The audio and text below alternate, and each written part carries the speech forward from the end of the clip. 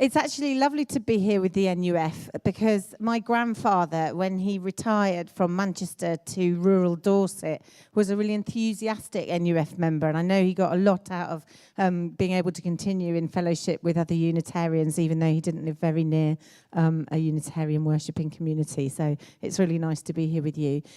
Can I just have a little show of hands? Oh, I should introduce myself. My name's Helen Mason. I'm the director of Unitarian College. Can I just have a little show of hands about how many people who are here were also at our launch event yesterday?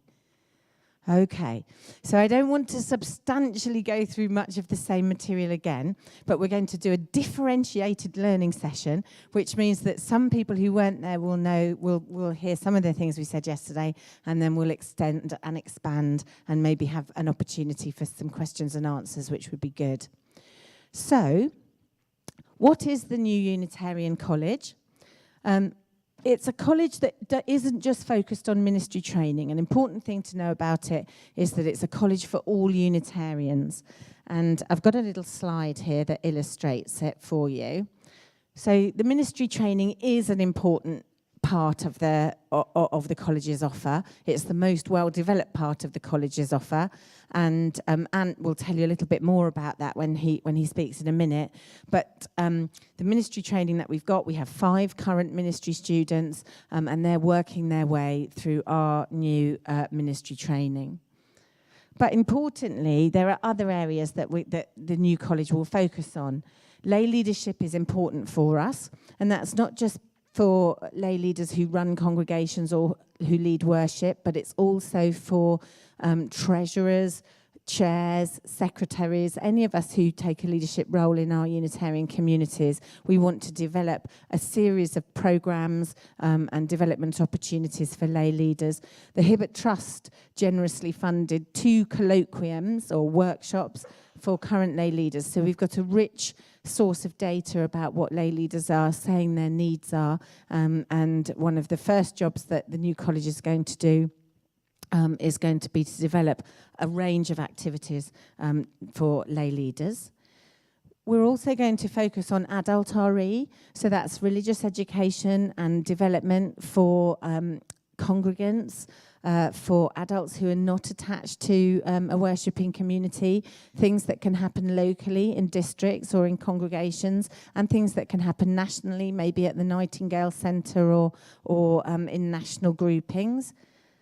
And a good example of that is the Unifest activity, which you may have heard Gavin Howell speaking about, which the college is doing in conjunction with the National Youth Programme, which is designed for families, and it will take place at the Nightingale Centre in October half term coming up, and the intention is that parents will have some time while their children are being well looked after to think about their own spiritual journeys and their own faith position. The children will also have those opportunities in their own sessions, and there'll be some intergenerational work too.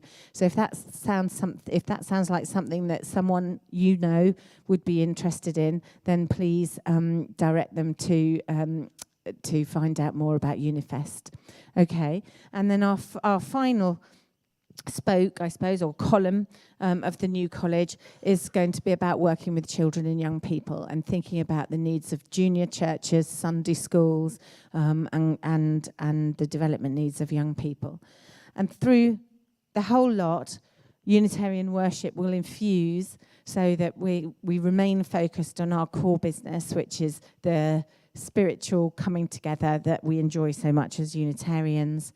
And there'll be an international dimension. And actually, since we've been at this conference, I've been tweeted by people in the USA, people in the Czech Republic, people in Hungary and Transylvania. So that there's definitely an appetite with our overseas friends for more collaboration. So that's what the college is going to do. And I'm going to hand over now to my colleague, Ant Howe, who is the ministry tutor for Unitarian College, to tell you a little bit more about the ministry training that we offer.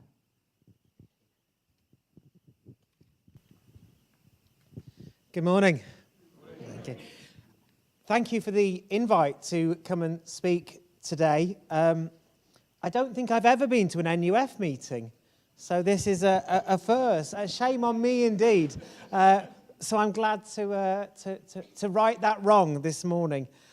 I have served as the minister at Kingswood for about 13 years now. And over that time, we've been blessed with growth and some fantastic times together. And as a community, we've worshipped and we've laughed and we've cried and we've socialised and tried to be a vibrant Unitarian congregation. And it's fair to say that I've absolutely loved my ministry at Kingswood, and I still do. Professional ministry is hard work if you're attempting to do it right. But it is something to be cherished and enjoyed. And for me, it's always been a blessing rather than a chore. So I've loved my congregational-based ministry. I don't know how many people can honestly say that they got the job that they always wanted and then it turned out to be better than they could have dreamed it would be. Well, that's what Unitarian ministry has been for me. A faith so amazing, so life-changing, and I get to live and breathe it and get paid for it.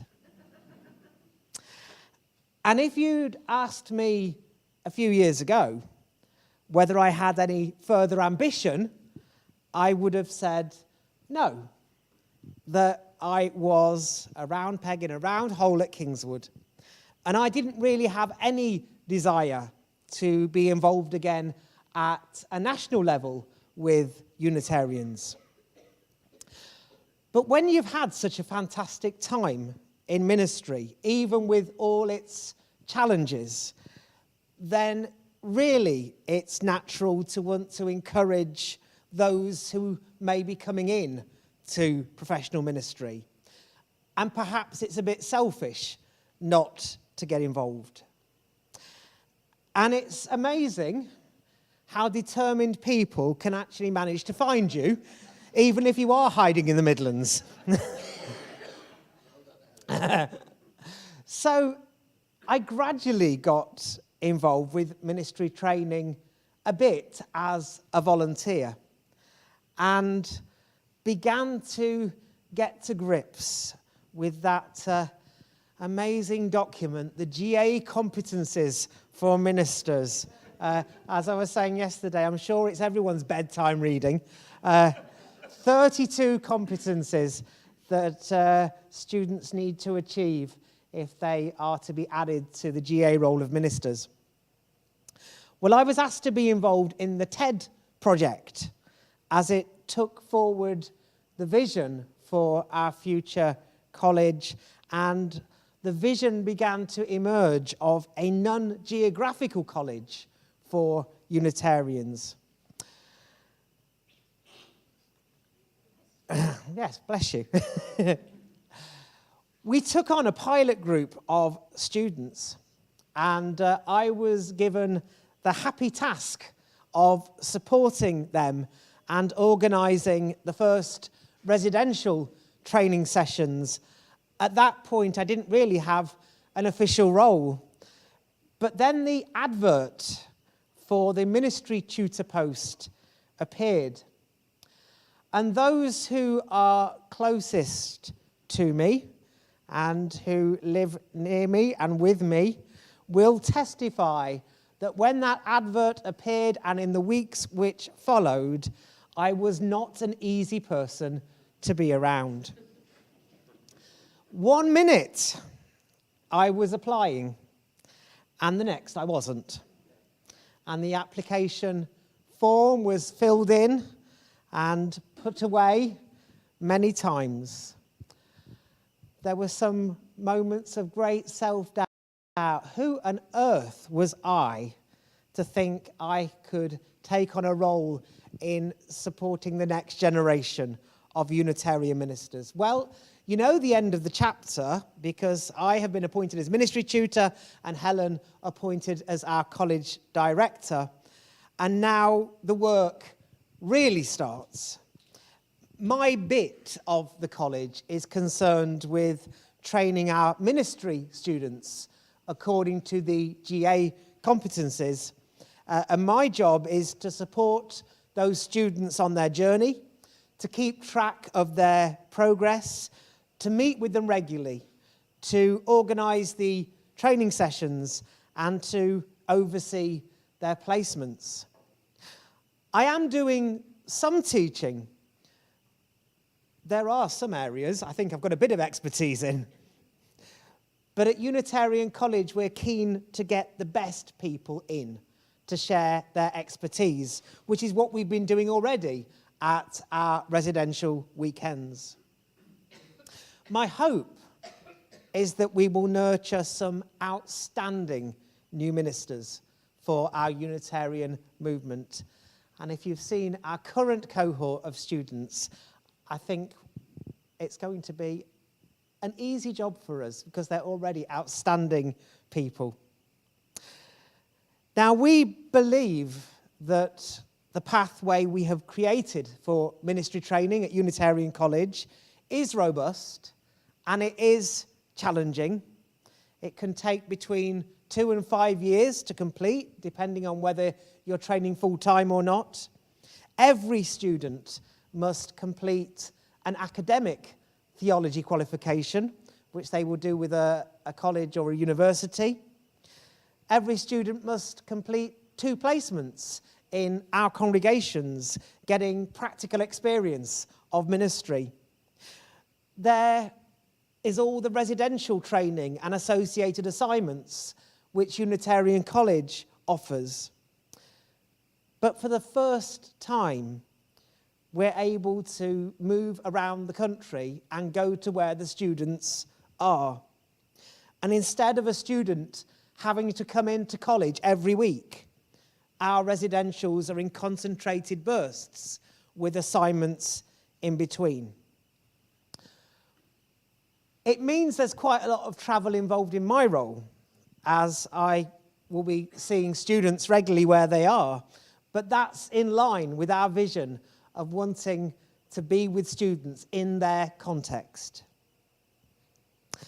Now, when Tony asked if I would speak today, he asked me to share my vision of ministry, which is a big subject. But the answer is, to an extent, is that I have been so blessed to have achieved my vision for ministry over the last 13 years. And now it's time for me to give something back and to help others achieve their vision for ministry and go places that I haven't been able to do. And that's what we need. Students with passion and with vision, following their calling and who will serve our congregation and our movement into the future. We know that the landscape is changing. The Unitarian landscape is changing. We know that our ministers face new challenges. I'm sure our new college, in the best way we can, will equip our students for these challenges. We cannot promise that there will be full-time jobs for them in the future, certainly not in one church. And as we train ministers for our movement, my great hope is some of them will serve in new and creative ways, not yet even imagined. I really hope some of our students will be starting new congregations at some point. Now, it's been several years since I have been at the annual meetings. But I'm back. And those of you who may remember the Ant of about 10 years ago might remember someone who talked about the need for growth a lot and probably did it with a lot less sensitivity than I should have done. And to those who I may have offended, I apologise. Several years later, I'm perhaps a bit less bolshy. Thank you, Anne. But the passion is still there. And I hope and I pray that in future we could look back and see that the formation of this new college was a turning point in the history of our movement. That our new college first trained excellent ministers and then trained lay leaders and congregational officers and youth workers and did everything we could to bring about growth in our Unitarian communities. Now, the NUF, of course, has a unique perspective. It helps to meet the needs of those who cannot get to a congregation or who chooses not to. And we'd love to know what it is you need from our leaders as we move forward. I hope that members of the NUF will be able to lend its support to what we're trying to do at Unitarian College. We've been using the phrase, growing our faith from the inside. And that's really what it is we're about. Doing things the best way we can. And then from there, finding new ways to share this amazing faith, this amazing, life-changing and transformational liberal religious message with the world. Thank you.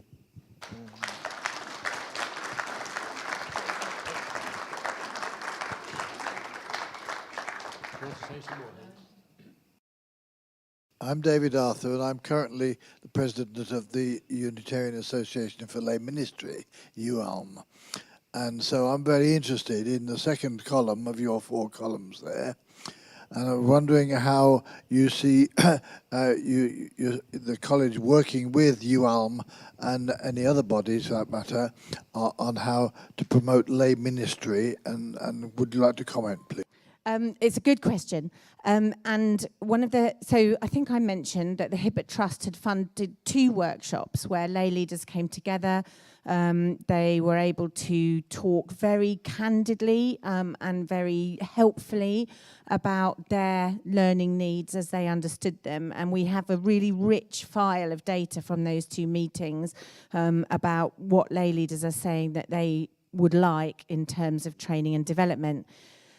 I think one of the positions with lay leaders is that it's a little bit less clear than it is for ministers in terms of the relationship with the GA role and how lay leaders qualify to go on that GA role.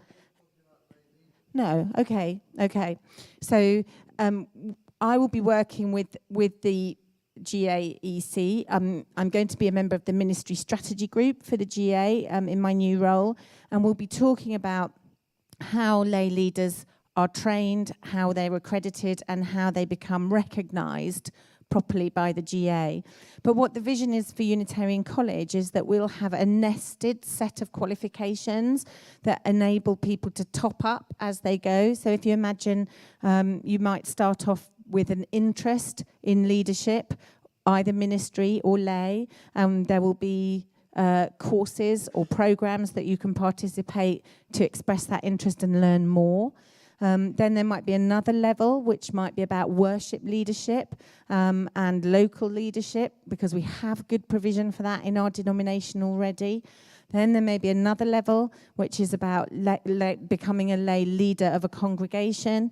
And finally, the top level would be the ministry level. So the notion is that you'll be able to move up through those levels all the way to full-blown ministry if that's what you choose to do. I think it's worth saying that the Hibbert is also has also committed funding to bring together groups in the denomination already who work with lay leaders, and that will include UALM and the local leadership people and the worship studies people with Unitarian College, for us to start looking at how we can use the best of everything we have together and bring it together into something where we can be really clear and open and transparent with potential lay leaders about what is on offer and how they can access it. Peter Godfrey, a retired minister. What I've heard today and in the past from Ant and other people is without a shadow of doubt immensely inspiring. One of the things that encourages me is that it does show, and we don't always see this, that Unitarians are capable of changing. Thank you, Peter. And I have to say that I was very inspired by reading your article in Faith and Freedom about the time that you spent at Manchester College, Oxford. I thought that was really, really interesting, and it inspired me in my work with Unitarian College. So thank you for that.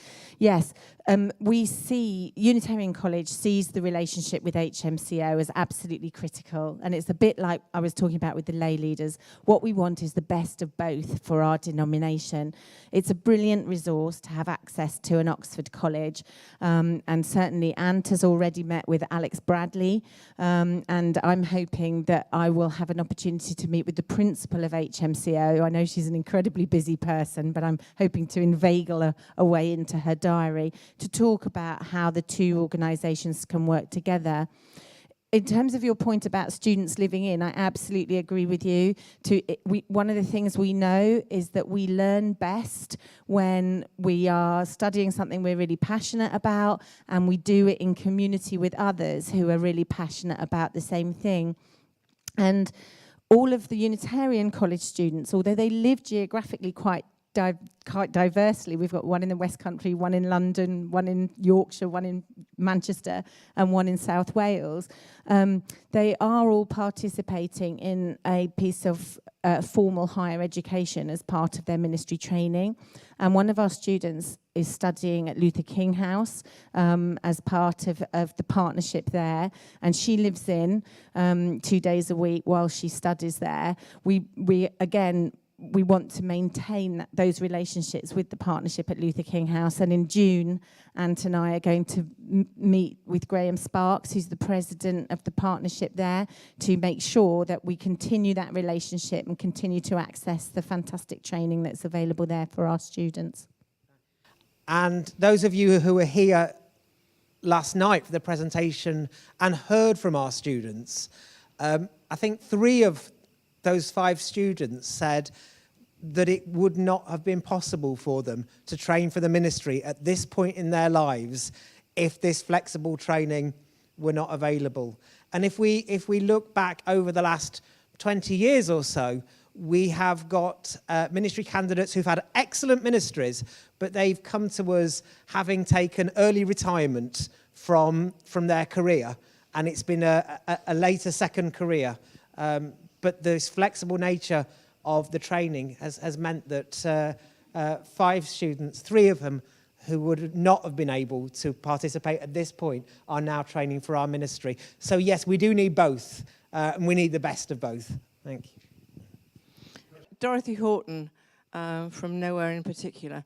I have been a wandering preacher for 9 years, with 1 miserable day's training. The rest of my training was undertaken by the congregations I visited, who said to me, "I really enjoyed what you said about that," or "I didn't understand at all what you said about that," or "I didn't agree with what you said about that."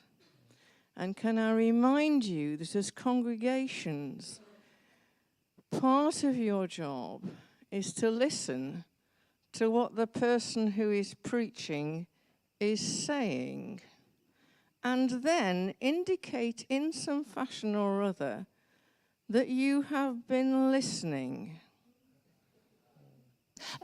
Judy Haig, Sheffield Upper Chapel. What it is very reminiscent to me. I've never actually done this, but it's very reminiscent to me of the Open University, as far as I can tell, because I can't really quite visualise. You meet occasionally. I mean, the Open University, it is postal, online and remote, and then you meet for a summer school, don't you? I mean, does it bear any relation to that? There are some similarities, certainly. So our ministry students meet on 3 residentials a year, run by Unitarian College, where we hope to go very deep into exploring what it means to be a minister, some of the vocation and formation.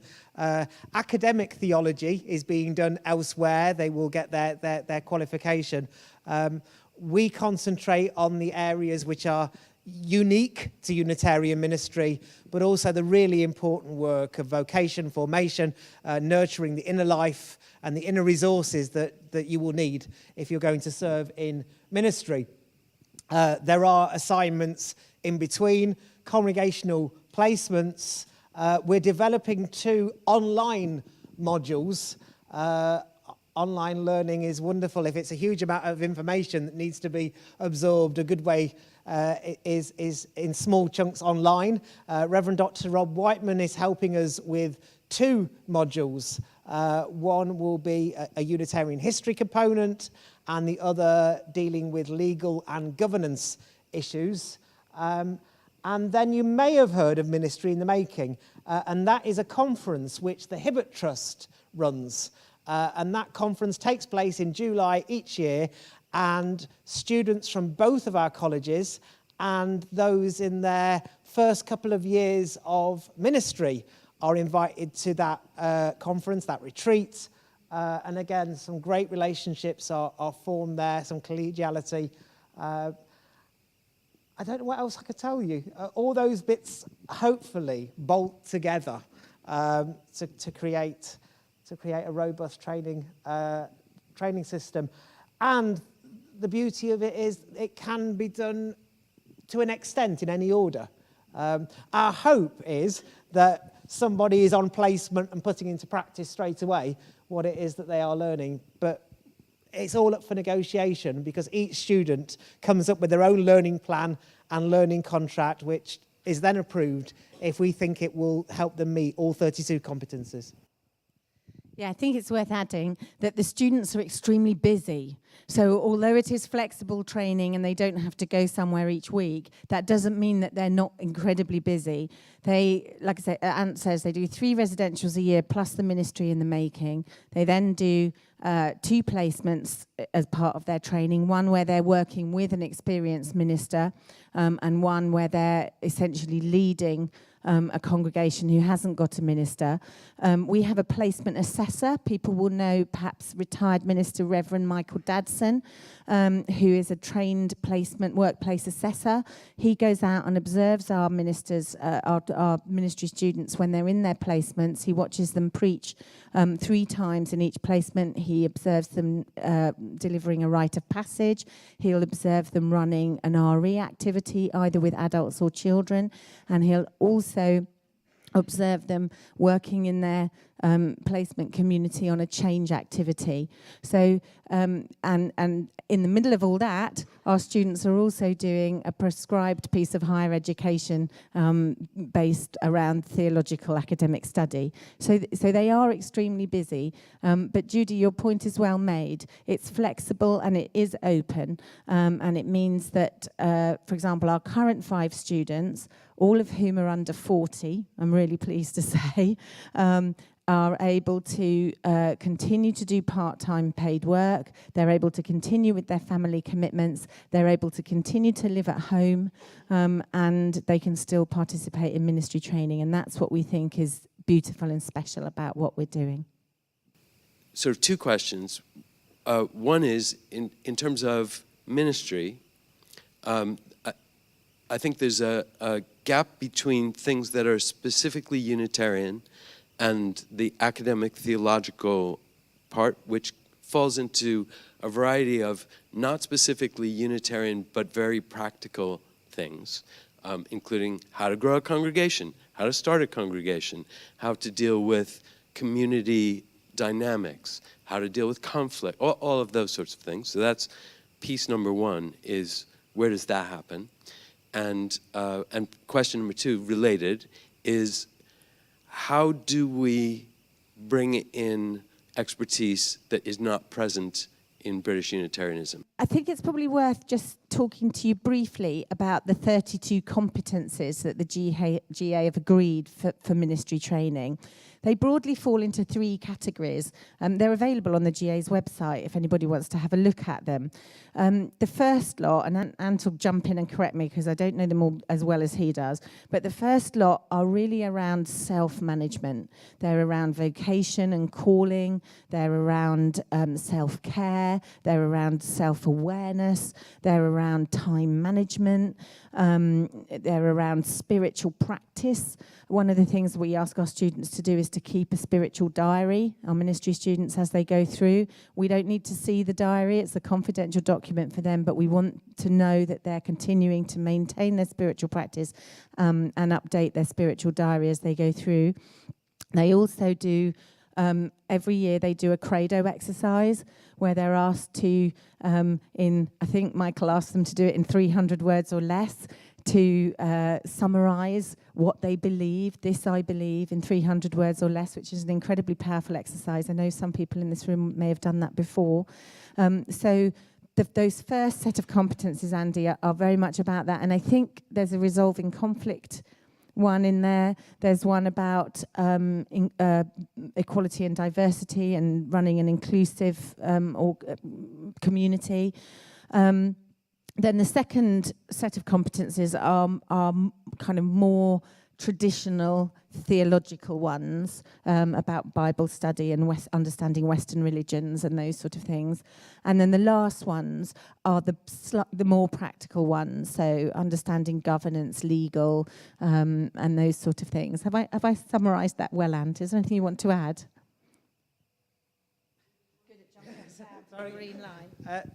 Just to say that at the residential we've just had, it was dedicated, our content was about small groups, change management.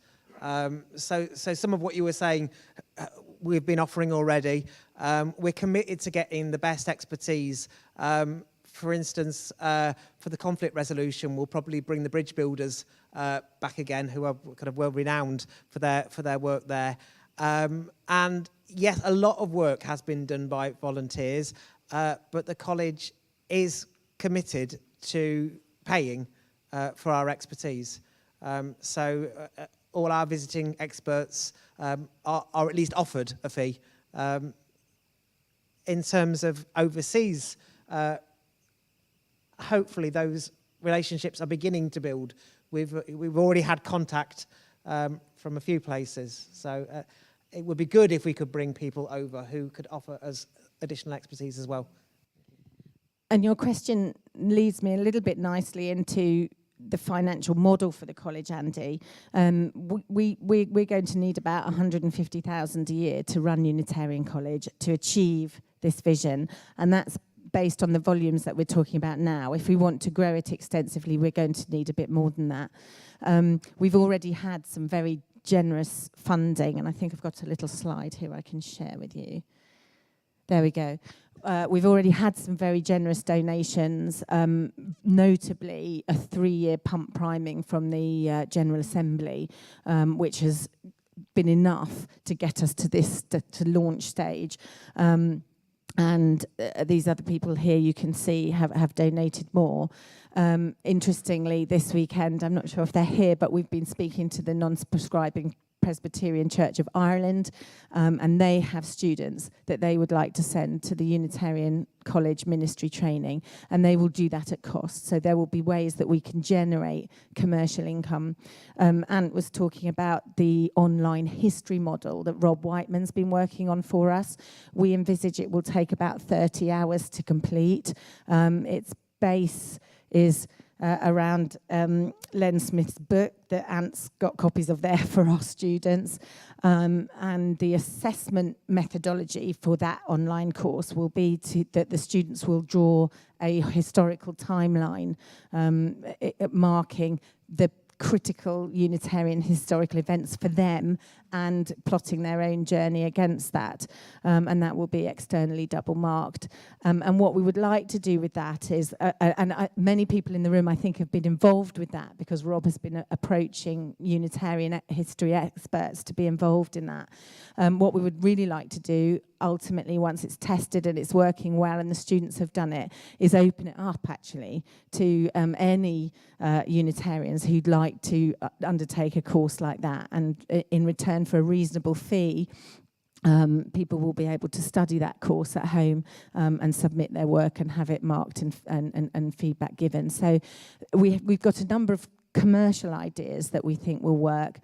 I would be naive, I think, if I thought that this college could survive just on the live giving and the goodwill of what we have at the moment in Unitarians. So we will need our trusts, our districts maybe, our communities to dig deep, and if we believe in this, to really make it happen, because it's not so much affording the infrastructure, that's probably going to be okay. It's as you say, affording that expansion and making sure that every Unitarian child can have access to the learning they need, and every potential lay leader or minister can. And that's something that I really hope that everyone will reflect on and think about how we can help with. Before you go, I've got a leaflet about how you can become an associate of Unitarian College.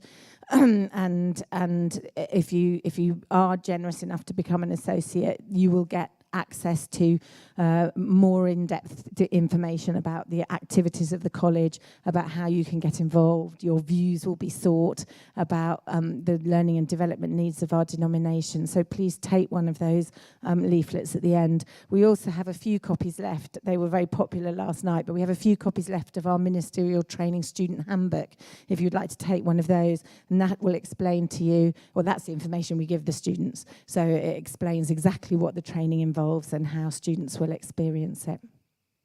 Howard Hinckley.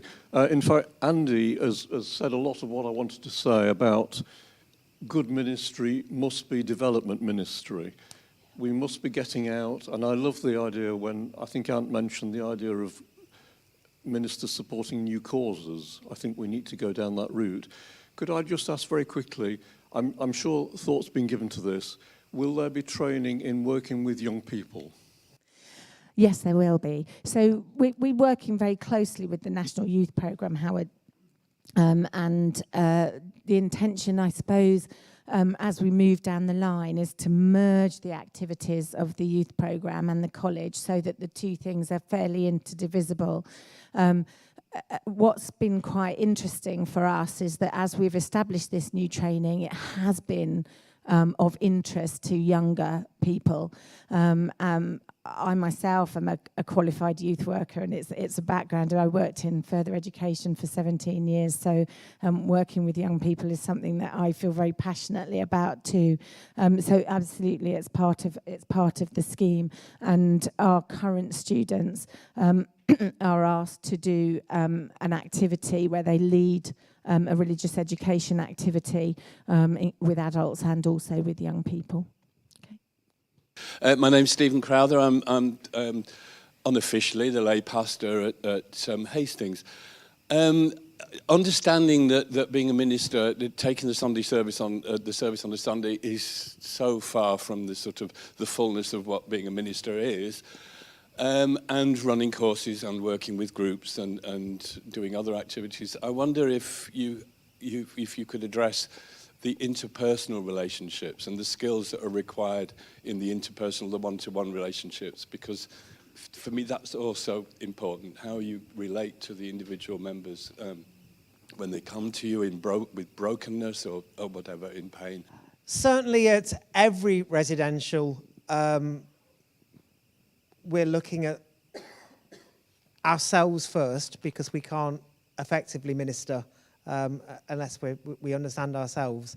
But in terms of your specific question, yes, there will be that training. And in terms of pastoral care specifically, the Reverend Maria Curtis will be joining us to lead the students through that pastoral care and listening training. Thank you. It's a good question. I mean, so Ant's right. Actually, the self is the basis of all of it. In a way, education is changing, isn't it? It used to be that we talked about knowledge transfer being the basis of education. So somebody who was an expert would pass on their knowledge to somebody else so that they could then become an expert. But actually, knowledge transfer is something that's relatively easy in a digital age. You can go online and look at every single lecture that Massachusetts Institute of Technology has ever given. So finding the knowledge that you need is the smallest part. What is the biggest part, in my view, in modern day education is having the skills to synthesize that knowledge and having the self-awareness to be able to use that knowledge in a way that helps to move other people forward. And that's the nub of what we're doing, I think. Yeah, my question is very much to how are these students to be chosen? Okay. You're asking students to do a pretty remarkable job. I read the annual report and I did some calculations. Treasurers do that. And a third of congregations have less than 10 members. 2/3 of congregations have less than 20 members. Now, there can be growth. I was treasurer of a chapel back in the 1970s that had 15 people. It now has 60